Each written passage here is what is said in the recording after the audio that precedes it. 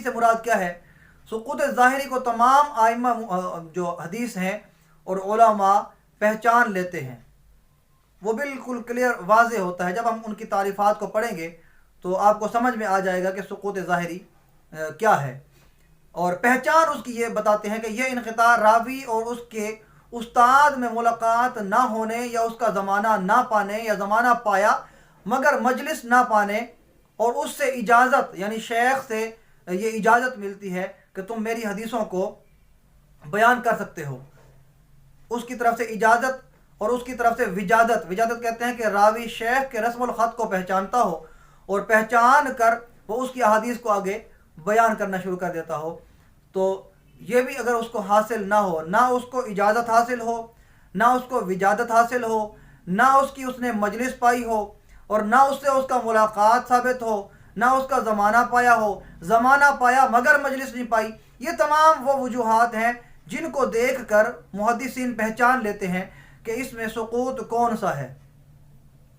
تو اگر تو یہ تمام چیزیں کلیئر کٹ واضح سامنے آ رہی ہوں تو وہ سقوط ظاہری میں شمار ہو جاتا ہے، اگر اس میں کچھ چیزیں مخفی رہ جائیں تو وہ سقوط خفی میں شمار ہو جاتا ہے، جس کو چند جو اپنا ماہر آئمہ حدیث ہوتے ہیں وہ اس کی طرف جا سکتے ہیں، کیونکہ یہ دقیق، انتہائی دقیق پہلو ہے، جس وجہ سے آئمہ حدیث اس کو پہچان سکتے ہیں۔ آئمہ حدیث سقوط ظاہری کے اعتبار سے ہم حدیث کی قسمیں پہلے پڑھ لیتے ہیں کہ وہ کون کون سی ہیں۔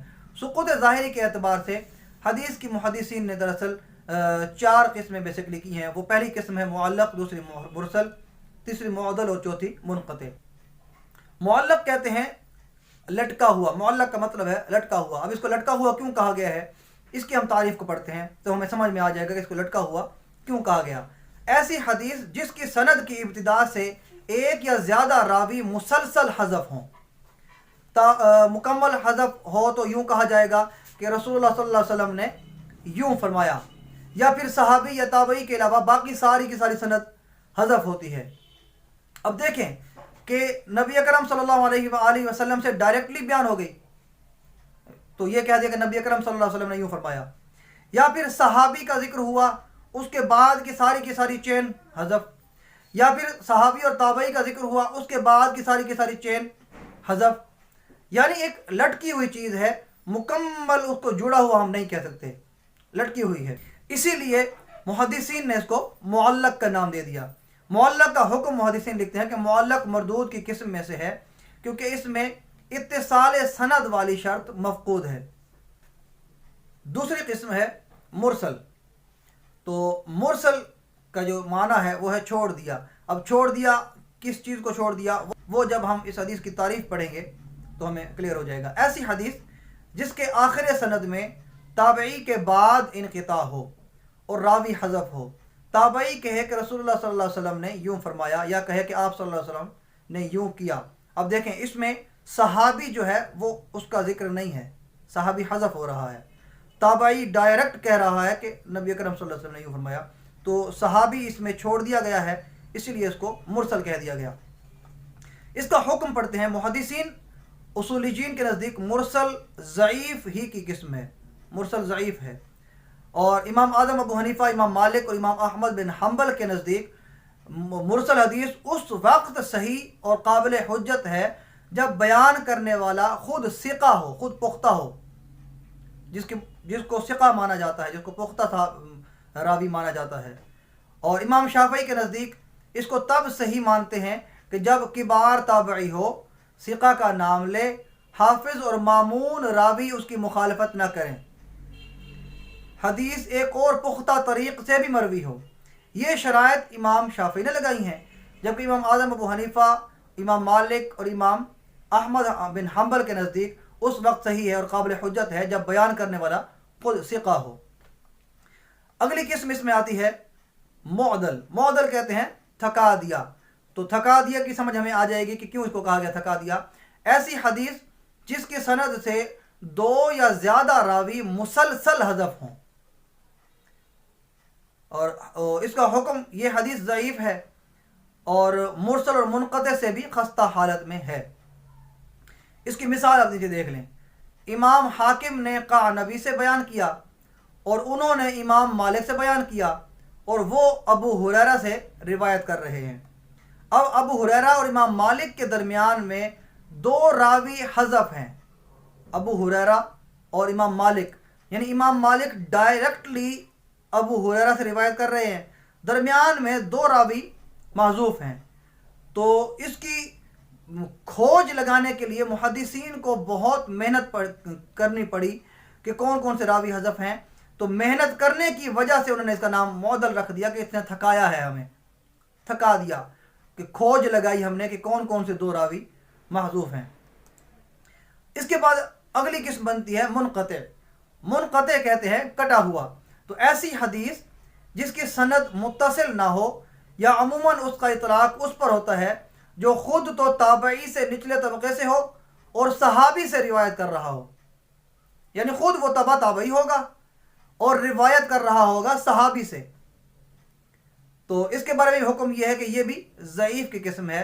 مالک عن ابن عمر، تو یہاں پر دیکھیں کہ جو مالک ہیں یہ خود تابعی سے نچلے طبقے کے ہیں مگر صحابی سے روایت کر رہے ہیں۔ اگلی قسم ہے سقوط خفی کے اعتبار سے اقسام۔ تو سقوط خفی کے اعتبار سے 2 قسمیں بنائی محدثین نے، مدلس اور مرسل خفی۔ مدلس کہتے ہیں کہ کسی عیب کو چھپا کر رکھنا اور اس کے عیب کے ہوتے ہوئے اس کو خوبصورت اور نکھار کر پیش کرنا۔ تعریف پڑھتے ہیں، سند میں عیب کو مخفی رکھنا اور اس کو حسین کر کے پیش کرنا مدلس کہلاتا ہے۔ اس کا حکم کہتے ہیں کہ سماع کی صراحت کرے اگر، یعنی یہ کہے کہ سمعت، میں نے خود سنا، اگر اس طرح کے الفاظ کہے تو قبول ہوگی، ورنہ اس کو قبول نہیں کیا جائے گا۔ مدلس کی پھر آگے مزید 3 قسمیں کی ہیں محدثین نے۔ پہلی قسم ہے تدلیس اسناد، دوسری قسم ہے تدلیس تسویہ، اور تیسری قسم ہے تدلیس شیوخ۔ تدلیس اسناد کیا ہے؟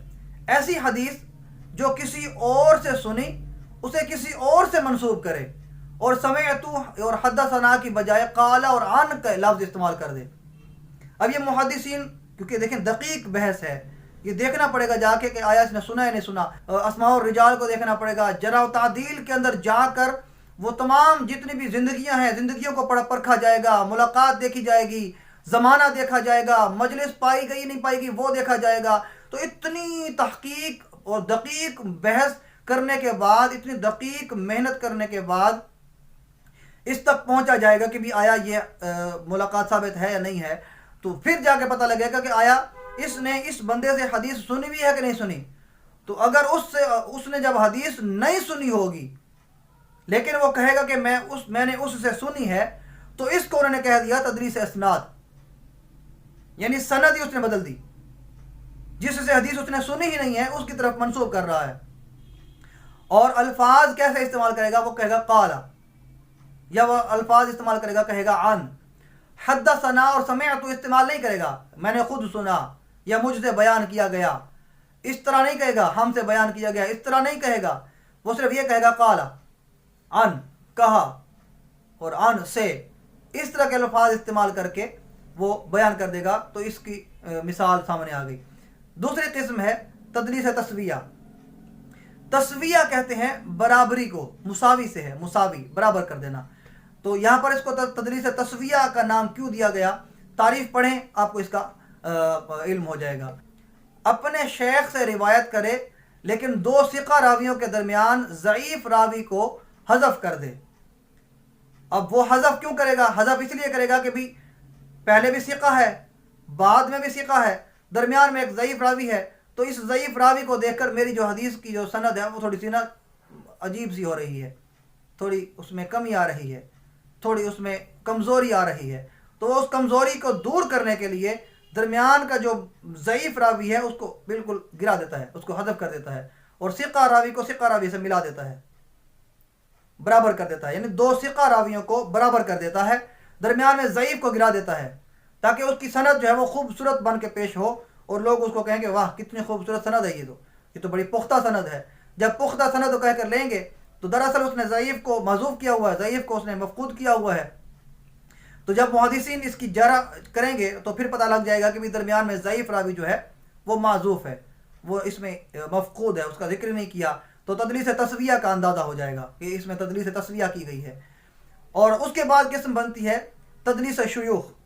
تدلیس شیوخ کہتے ہیں کہ اپنے شیخ سے سنی لیکن ایسا نام لے جس سے شیخ پہچانا نہ جاتا ہو۔ یہ تدلیس اسناد کی نسبت ہلکی اور خفیف ہے۔ سنی اپنے شیخ سے ہے، اسناد میں یہ تھا کہ اپنے شیخ سے نہیں سنی، کسی اور سے سنی ہے، اور منسوب کسی اور کی طرف کرتا ہے، سنتا کسی اور سے ہے، منسوب کسی اور سے کرتا ہے۔ اس میں یہ ہے کہ سنی تو اپنے شیخ سے ہے لیکن منسوب ایسے انداز میں کرتا ہے اپنے شیخ کے ساتھ کہ جس نام کے ساتھ شیخ مشہور نہیں ہے، اس کا وہ نام مشہور نہیں ہے، اس الفاظ سے شیخ کا ذکر کرے گا، تو اس کو تدلیس شیوخ کہہ دیا گیا۔ اگلی قسم ہے مرسل خفی، جو سقوط خفی کے اعتبار سے دوسری قسم مرسل خفی بنی۔ تعریف پڑھتے ہیں اس کی مرسل خفی کہ ہے راوی ایسے شیخ سے حدیث بیان کرے جس سے ملا تو ہو لیکن حدیث نہ سنی ہو، اور وہ ایسے الفاظ بولے جس سے سماع یا غیر سماع کا احتمال ہو، یعنی ایسے بھی لگتا ہو کہ شاید اس نے سنا ہوگا، ایسے بھی لگتا ہو کہ نہیں اس نے نہیں سنا ہوگا، الفاظ وہ ایسے استعمال کرے گا۔ تو کیا ہے کہ ایسے شیخ سے حدیث بیان کرے جس سے ملا تو ہے، حدیث نہیں سنی، ملا ہے اس کو لیکن اس سے حدیث نہیں سنی ہے، اور الفاظ کہہ رہا ہے قالا، کہا، اس نے کہا۔ تو اس کا حکم لکھتے ہیں محدثین یہ بھی ضعیف ہے کیونکہ اس کا تعلق منقطع سے ہے، انقطاع ظاہر ہو جائے تو اس کا منقطع والا ہی حکم ہوگا جو اوپر ہم نے منقطع کے حکم میں پڑھا۔ تو آج ہم اپنے اس لیکچر کو، اس ایپیسوڈ کو ادھر ہی کنکلوڈ کرتے ہیں۔ انشاءاللہ تعالی جلد ملیں گے اپنے اگلے ایپیسوڈ میں اور اگلی قسم کے ساتھ ہم حاضر ہوں گے۔ السلام علیکم ورحمۃ اللہ وبرکاتہ۔